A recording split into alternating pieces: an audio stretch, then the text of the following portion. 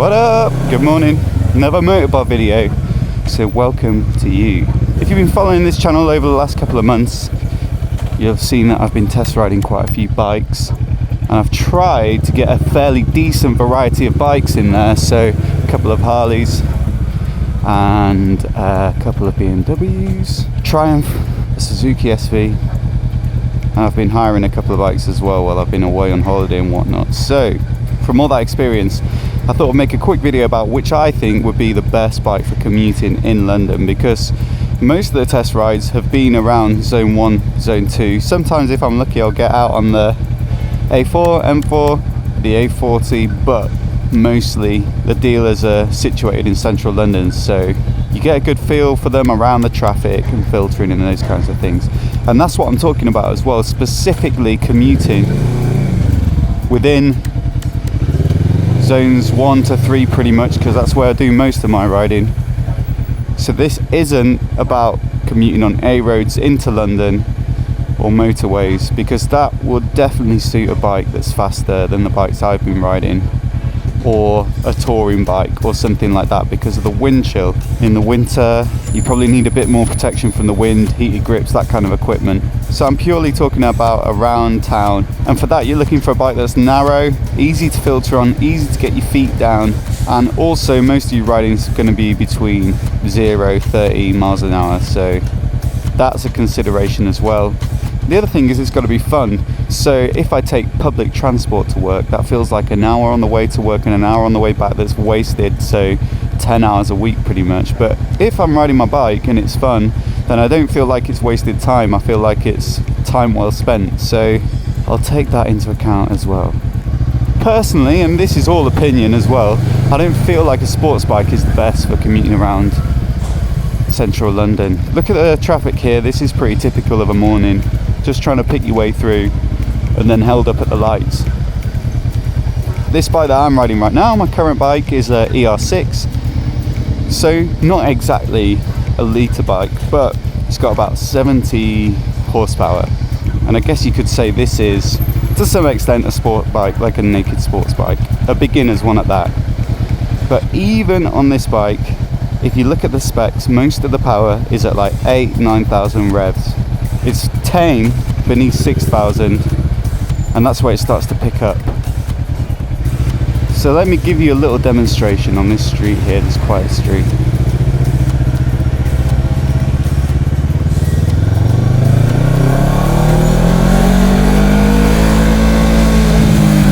There you go, 30 miles an hour, the maximum you're ever realistically going to get to in central London, if you're a law-abiding citizen like me, is 6,000 revs.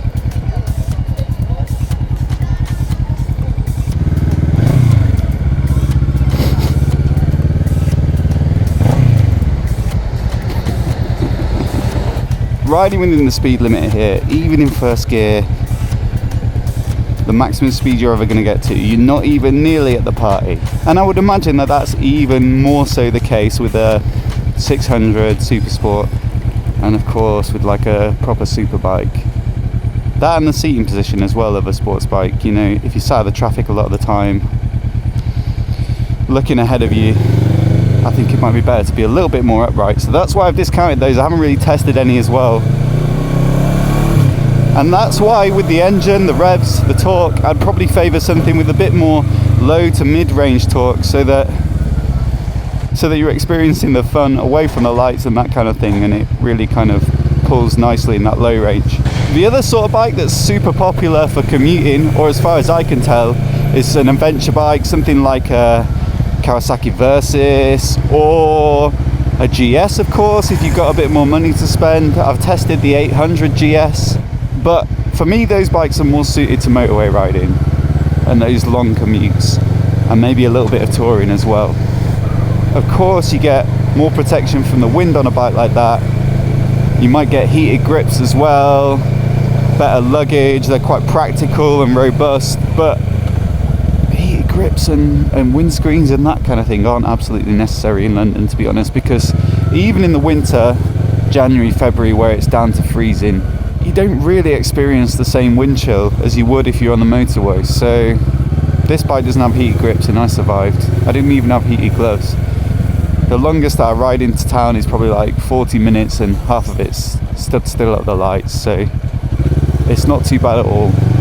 The other thing is that those bikes are quite big, certainly a 1200 GS, heavy, quite tall, especially for someone like me. I'm about 5'9", so I can't quite get my feet down. Of course you can have them lowered or a lower seat, but for me it just feels a little bit unnecessary, and also perhaps not the most fun bike to ride, and that was one of the factors that I mentioned. So given all that, I probably wouldn't choose a sports bike, probably wouldn't choose an adventure bike.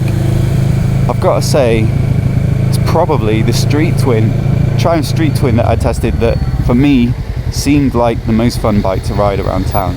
It's got that low to mid-range torque, and I just rode it around Putney and Vauxhall, so no fast riding, and it just put a massive smile on my face.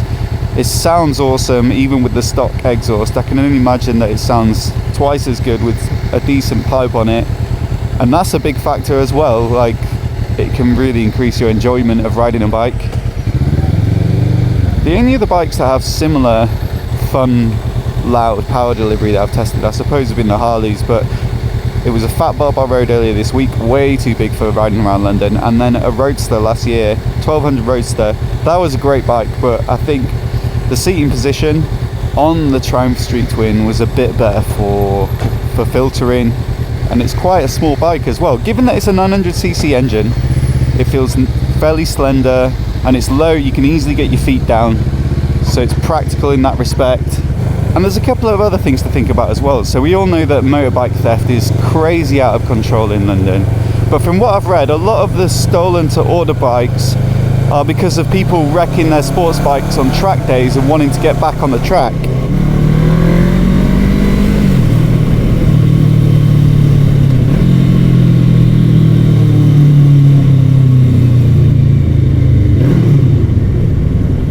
And of course, off-road bikes as well seem to be quite popular with bike thieves. It doesn't feel like Street Twins or like Bonnevilles or anything like that are going to be the main target, unless you leave it, you know, completely unsecure, like a sitting duck, in which case you might be kind of asking for it. But it's not exactly an R1 is what I'm trying to say. So not the top of the list for being stolen. Same with the Harleys as well. And also they're relatively affordable. Like, I saw an article last week on MCN which was called 5 bikes you can own for like £100 a month through PCP deals, and there was the SV on there, the Ninja 650, which is the third version of this bike, Honda CB650F, and the Street Twin. So it's pretty affordable as well. Well, £100 a month, I suppose. Whether that's affordable is you know, £100 a month is a different amount of money to different people, so maybe for everybody that's not cheap, but if you don't have a car like me, then it's not too bad, I don't think. So that's it. Fun to ride, torquey, easy to get your feet down, nice and small for filtering, looks great. I didn't really mention that, but I think it's a really good looking bike, not that nickable, and it's not too expensive either. Lots of mod options as well, there's lots of aftermarket parts.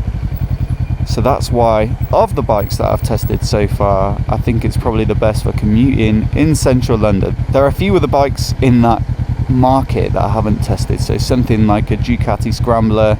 I also really want to try out the Yamaha XSR. That looks like a fun bike, and it's got similar styling, similar price range. So maybe I'll try and check a few of those out in future. But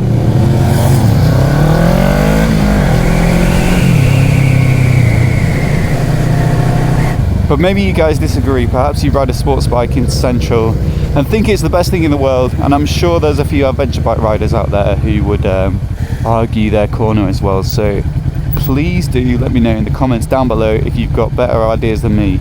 As I said, this is totally opinion. Different bikes suit different people, but that's just my take from the bikes I've ridden. So yep, let me know in the comments below, and if you want to see more videos like this, then please do click subscribe.